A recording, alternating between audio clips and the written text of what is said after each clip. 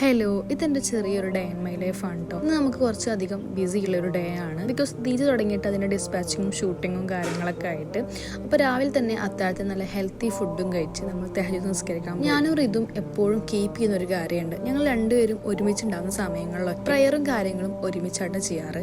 Because ഒരുമിച്ച് prayer ചെയ്യുന്ന സമയത്ത് ഒരു സ്ട്രെങ്ത് കിട്ടിയ പോലെയാണ്. അതെ, ഞങ്ങളുടെ രണ്ടുപേരുടെ റിലേഷൻഷിപ്പ് ഒന്നുകൂടി സ്ട്രോങ് ആയ പോലെ ഞങ്ങൾക്ക് നല്ലൊരു പോസിറ്റീവ് എനർജി കിട്ടിയ പോലെയാണ്. നോമ്പായോണ്ട് തന്നെ ജസ്റ്റ് ഒന്ന് റെസ്റ്റ് എടുത്ത് നേരെ ഓഫീസിലേക്ക് പോയിട്ട് ഋതുവാണ് എന്നെ ഓഫീസിലേക്ക് ആക്കി തന്നത്.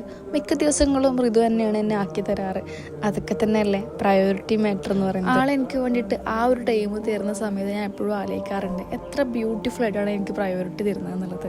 സോ ഓരോ റിലേഷൻഷിപ്പിൻ്റെ ഭംഗി അത് തന്നെയല്ലേ. ഓഫീസിലെത്തി കുറച്ചധികം വീഡിയോസിൻ്റെ എഡിറ്റിംഗ് ഉണ്ടായിരുന്നു. അത് കഴിഞ്ഞ് നേരെ ഷൂട്ടിംഗ് ഉണ്ടായിരുന്നു കേട്ടോ. ഇത് രണ്ടും കഴിഞ്ഞ് ഓൾമോസ്റ്റ് ഒരു 4 മണിയാകുമ്പോൾ നമ്മൾ ഓഫീസ് കഴിഞ്ഞിട്ടുണ്ടായിരുന്നു.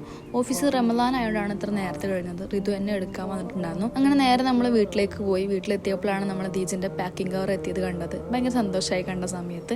ദീജന്റെ ഈ റോംബർ സെറ്റിന് നല്ല റിവ്യൂസ് ആട്ടോ, നല്ല റെസ്പോൺസ് ആണ്. അതുകൊണ്ട് തന്നെ ഇത് സ്റ്റോക്ക് ഔട്ട് ആയിക്കണേ. ആകെ ഒരൊറ്റ പീസ് മാത്രമേ ഉള്ളൂ. സോ ഇന്ന് നമ്മൾ ഫസ്റ്റ് ഓർഡർ പാക്ക് ചെയ്യണ ഒരു തിരക്കിലാണ് കേട്ടോ.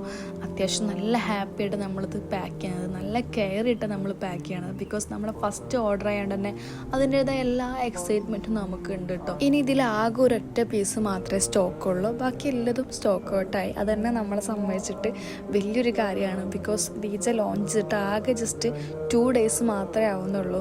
അതിനുള്ളിൽ നമുക്ക് ഇത്ര റെസ്പോൺസ് കിട്ടുന്ന സമയത്ത് ഭയങ്കര ഹാപ്പിയാണ്. മാഷാ അല്ലാഹ്, അൽഹംദുലില്ലാ, thank you for God for everything എന്ന് വേണമെങ്കിൽ പറയാം. ദീജ നമ്മൾ ഒരുപാട് ആഗ്രഹിച്ച് സ്റ്റാർട്ട് ചെയ്തുകൊണ്ട് തന്നെ നമുക്ക് ഒരുപാട് ടെൻഷൻ ഉണ്ടായി. എൻ്റെ ഫോളോവേഴ്സായ നിങ്ങളും അതേപോലെ തന്നെ ഇതിൻ്റെ റെസ്പോൺസ് എന്താവും നിങ്ങൾ തരിക എന്നുള്ളത്.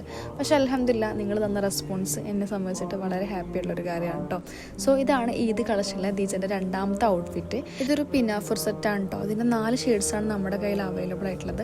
നിങ്ങൾക്ക് വേണമെന്നുണ്ടെങ്കിൽ ജസ്റ്റ് വാട്സപ്പ് നമ്പർ അതിൽ കൊടുക്കുക, ജസ്റ്റ് ഒന്ന് കോൺടാക്ട് ചെയ്താൽ മതി. സോ ഇതാണ് നമ്മളെ വർക്കിംഗ് ഏരിയ. നമ്മളെ റൂം തന്നെയാണ് നമ്മുടെ വർക്കിംഗ് ഏരിയ.